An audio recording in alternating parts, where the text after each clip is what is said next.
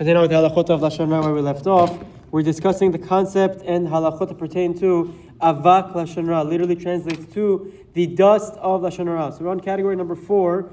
Yesterday we spoke about praising someone generally too highly. That's an issue of Avak Lashon Hara. Number 4 is praising in public. Praising someone in public is asur. Very simple. Why? Since there will always be supporters and detractors within a large group. So the speaker is likely to trigger Lashon Hara through his words.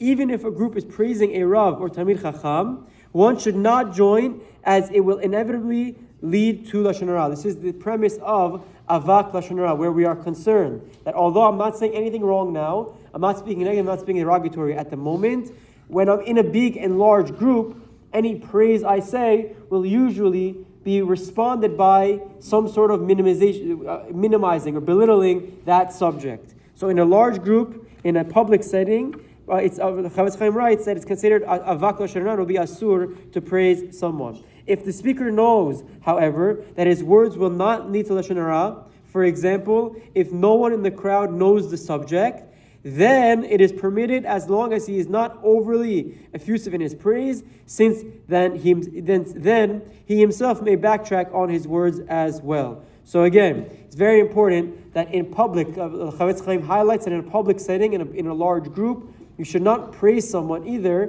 because it inevitably will cause someone to react and say, no, you know what you're saying is not that good. However, they write in the footnote, in private though, one may extensively praise his Rebbe or another person.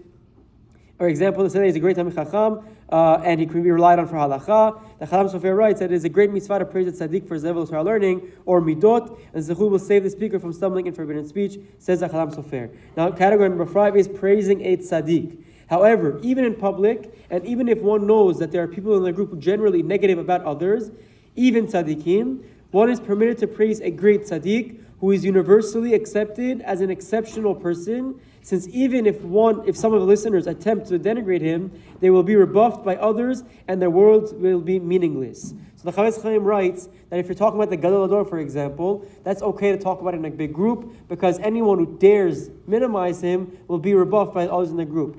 To be honest, I don't know if this really applies in our generation. The commentators in the footnote explain that even though one should avoid causing others to speak Lashon Hara, perhaps the intent is that since he knows the listeners will not accept his words, the detractor will refrain from criticizing the Gadol. There are a few reasons brought down in the footnotes why for the big tzaddik or the Gadol Hador it's permitted, but the Chafetz Chaim permits it and writes that it's not considered Avak Lashon Hara because no one will dare speak negatively about the Gadol Hador. Chazak Baruch, have a wonderful day.